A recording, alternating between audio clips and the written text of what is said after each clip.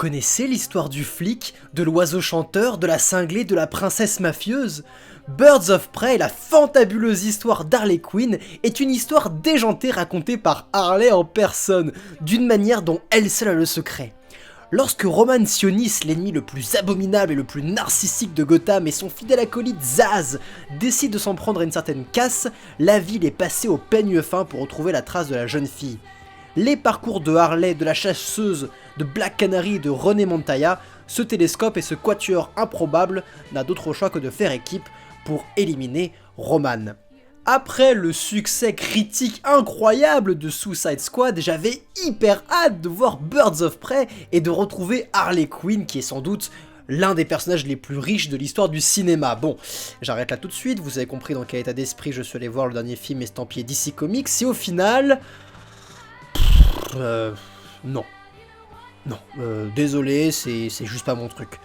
C'est trop con, je peux pas. Oui, c'est coloré, ça se bastonne sans cesse, ça se dit fun, mais ce n'est au final que de la poudre aux yeux totalement gratuite. Écoutez, je pose une question simple, parce que je suis encore confus.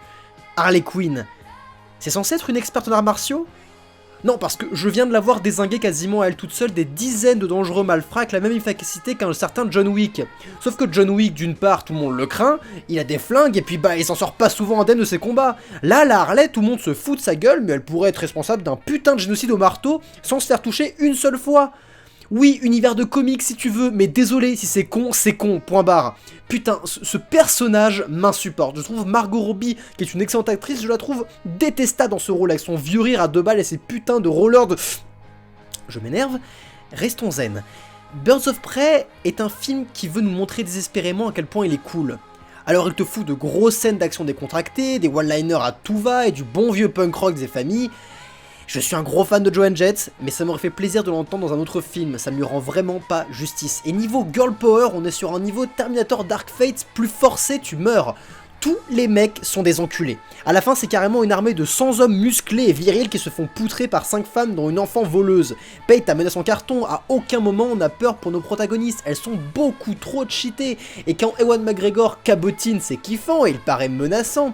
Mais dès qu'il enfile son espèce de crâne noir sur la tête, là il devient tout juste ridicule. Sérieux, qui a pondu ce design? C'est lamentable. Allez, il n'y a pas que du négatif, la mise en scène propose quelques bonnes idées. Vu que l'on se coltine Harley comme narratrice, on a droit à certains effets apparents à l'écran exactement comme dans The Gentleman.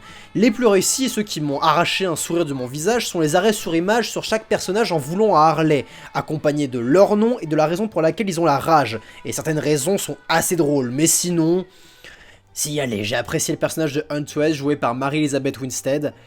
Elle au moins on explique pourquoi elle se bat bien et elle utilise une arme à distance.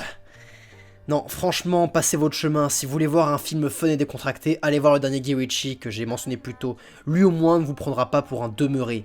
Mais oui, je sais, t'es mieux que Suicide Squad, je sais. Mais toi t'auras pas d'Oscar.